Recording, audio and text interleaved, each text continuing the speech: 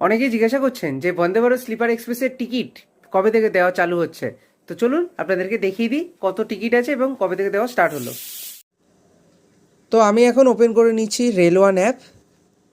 এখানে রিজার্ভ সেকশনে গিয়ে আপনাদেরকে সার্চ করতে হবে যে এখান থেকে হাওড়া থেকে কামাখ্যার মধ্যে, আর আপনাদেরকে ডেটটা এখানে করে নিতে হবে 23 তারিখ থেকে হাওড়া থেকে। তো 23 তারিখ আমি করে নিলাম, হাওড়া থেকে কামাখ্যা।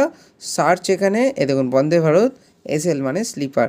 দেখেনি কোথায় কত সিট আছে, 3 AC 2 AC।